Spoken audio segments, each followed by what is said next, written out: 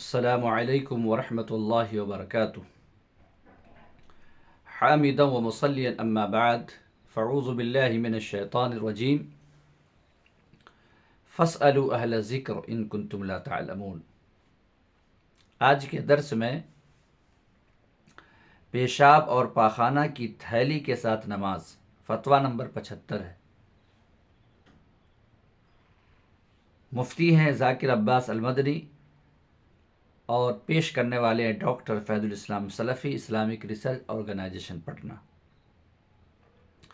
موجودہ دور میں اگر کسی کا بول و براز، پیشاب و پاخانہ فطری راستہ سے نہیں نکلتا ہے تو اس کے لیے ایک مصنوعی راستہ بنا کر جسم کے ساتھ تھیلی لٹکا دی جاتی ہے، جس میں وہ بول و براز جمع ہوتا رہتا ہے۔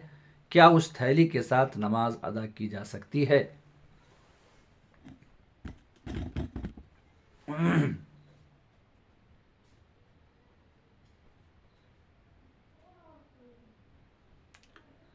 یہ سب کو معلوم ہے کہ نماز کی صحت کے لیے جسم، کپڑا اور جگہ تینوں کی پاکی شرط ہے، لیکن مسئلہ ھذا میں مسلسل خروج نجاست کی وجہ سے بدن کی پاکی ممکن نہیں، لہٰذا ایسی صورت میں نماز کیسے ادا کی جائے؟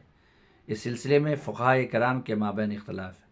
نمبر 1، فقہائے احناف کا نقطہ نظریہ ہے کہ اگر نجاست اپنے محل میں ہو تو اس کی وجہ سے ناپاکی کا حکم نہیں لگے گا۔ اس کی مثال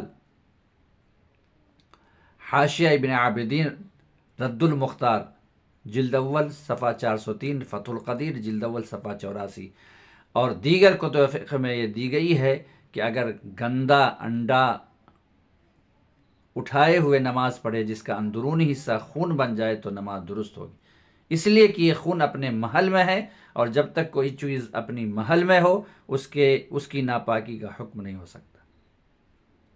اس کے برخلاف اگر کوئی نمازی شیشی میں بند پیشاب کو جیب میں رکھ کر ادا کرے تو نماز درست نہیں ہوگی۔ نمبر 2، فقہائے شوافع کی دو رائے ہے۔ اگر کوئی شخص ایسی شیشی اٹھائے جس کے اندر نجاست ہے اور نکلنے کا اندیشہ نہیں تو جائز ہے۔ اس کی مثال اس شخص کی طرح ہے جو کوئی پاک جانور اٹھا کے نماز پڑھتا۔ دوسرا قول یہ ہے کہ یہ جائز نہیں ہے کیونکہ یہ غیر محل میں اور یہ قابل معافی نجاست نہیں ہے، اس لیے کہ یہ ایسے ہی ہے جیسے کہ کوئی شخص اپنی آستین میں نجاست اٹھا کے نماز ادا کر رہا ہے۔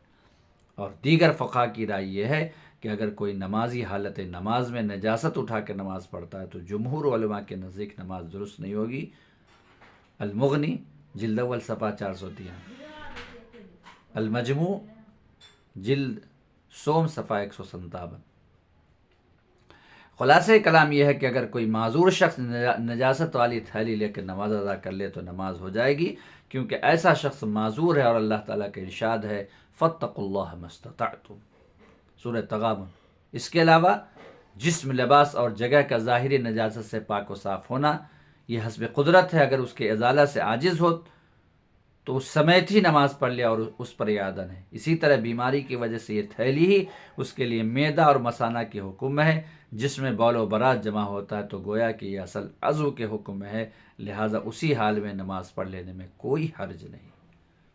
واللہ عالم بالصواب۔ ڈاکٹر فیض الاسلام سلفی، اسلامک ریسرچ آرگنائزیشن پٹنہ۔